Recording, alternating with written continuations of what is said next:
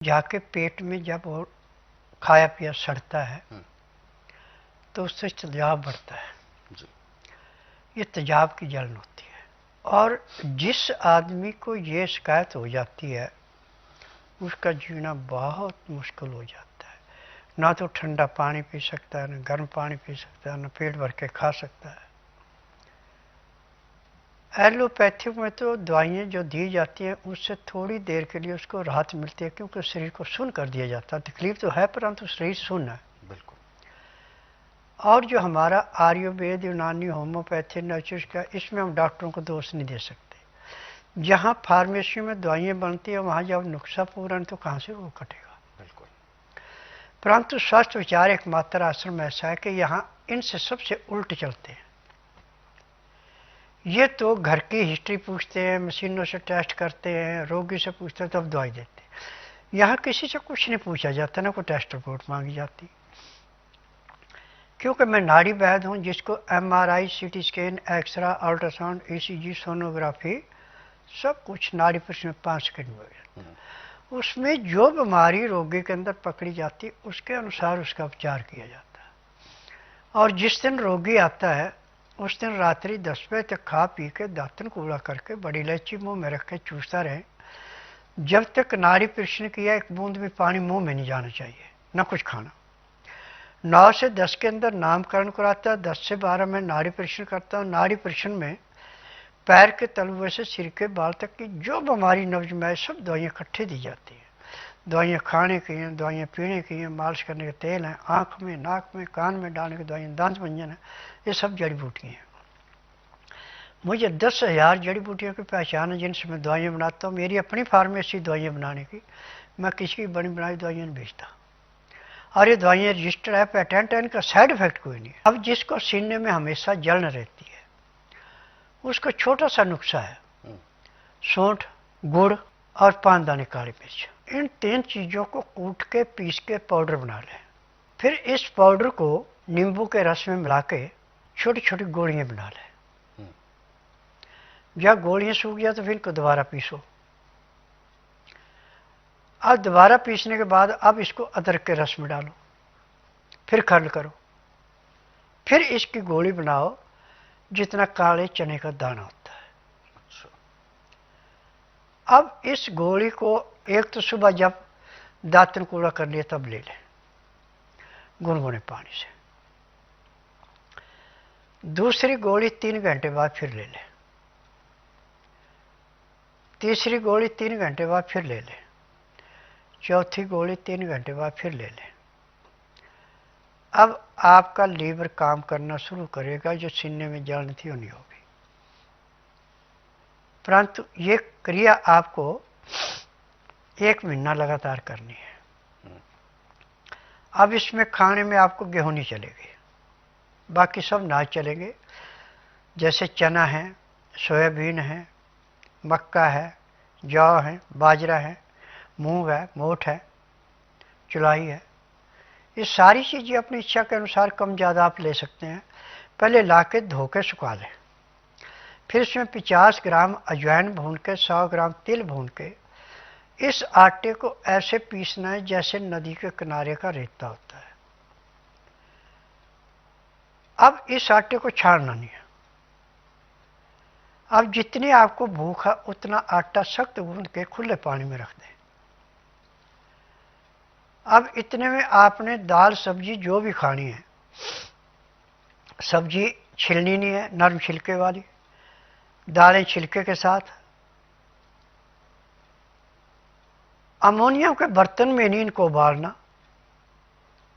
मिट्टी का बर्तन हो तो सोने पे सुहागा नहीं तो आप स्टील का या पीतल का कलाईदार या तांबे का कलाईदार उसमें बना सकते हैं।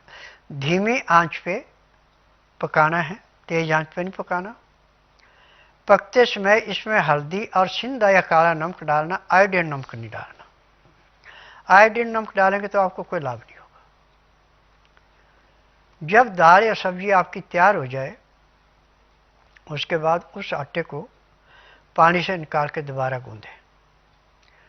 और पीने के लिए आप 2 गिलास पानी पहले उबाल करके 2 गिलासों में रख लें। जब उसका टेम्परेचर 15 से 18 डिग्री रह जाए तो उसमें लहसुन, प्याज, अदरक तीनों को पीस के चटनी बना के उसका रस निकाल लें। एक एक चम्मच दोनों गिलासों में रस मिला दें और जो आपका कचरा बचा है वो आप दाल सब्जी जो भी आप बनाए उसमें मिला के खाएं। और जो आटा आपने पानी में रखा था सख्त गूंद के, वो आपका आटा निकाल के मुलायम हो गया। अब इसकी रोटी ऐसे बनेगी जैसे बाजरे की रोटी बनती है। जब रोटी आपकी अच्छी तरह पक जाए, सिक जाए, तो थाली के अंदर डाल के दाल सब्जी जो भी आपने बनाई उसको डाल दें और जो लहसुन, प्याज, अदरक का कचरा बचा हुआ था उसको भी उसमें डाल दें। 10 मिनट तक उस रोटी को रचने दें ताकि रोटी उसमें गल जाए। अब मसाला बना के रखा आपने, जीरा, सौंफ, सूंठ, दालचीनी, बड़ी इलायची, लौंग और काली मिर्च, ये 7 चीज़ें पीस करके शीशे के शीश के अंदर रखना है, प्लास्टिक में नहीं रखना।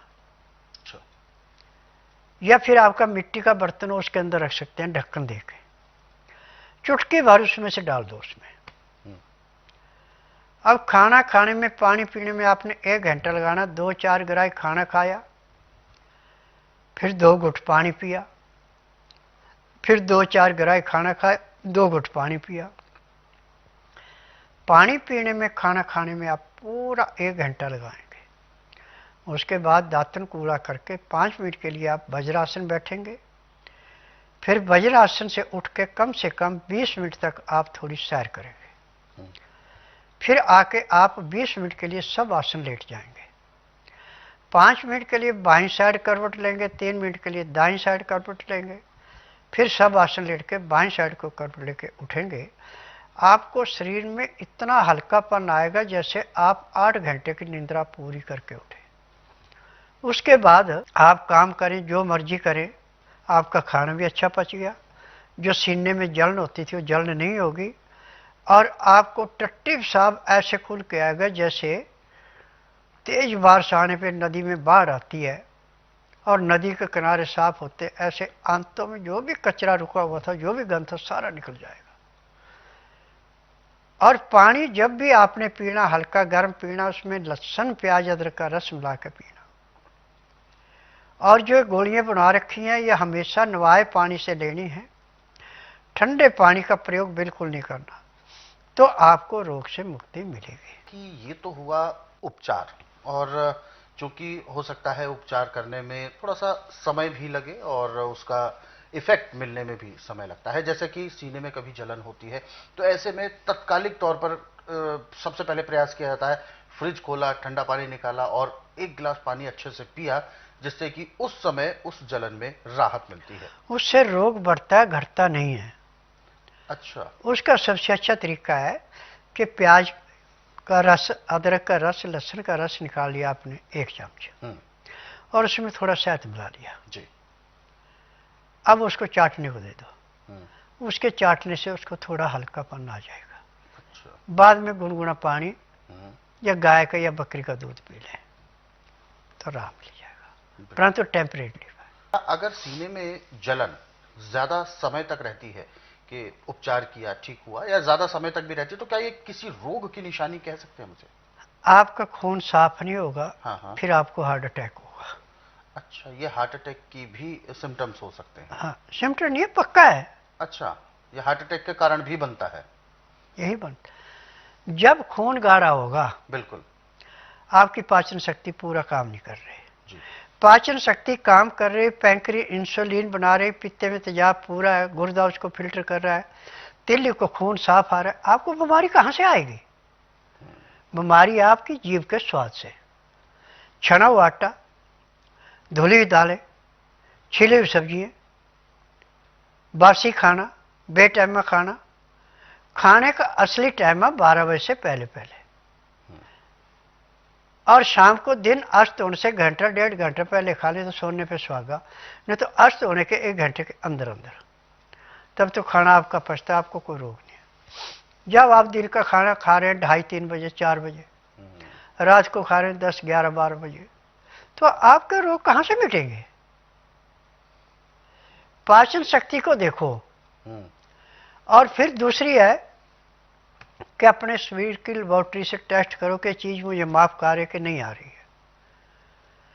यदि आपकी सूखी चीज है खाने वाली, तो बाएं हाथ में लेकर ऐसे दिल पे रख लो और दाएं हाथ ऐसे सीधा कर दो और खड़े होकर दूसरे आदमी को मेरा हाथ नीचे दबा, आपने टाइट रखना हाथ। यदि उसको जोर लगाना पड़ता है, नीचे हाथ आता है, उसको खाइए, आपको नुकसान नहीं करेगा।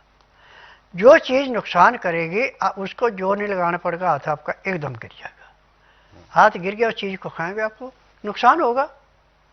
और आजकल सबसे ज्यादा रोग चीनी, बर्गर, पिज्जा, मोमो, चाइना जो बन के आ रहे हैं, चाइनीज फास्ट फूड। हाँ, छना हुआ आटा, धुली हुई दालें और ब्रेड, बिस्कुट, नमकीन, ये रोगों की जड़ें हैं।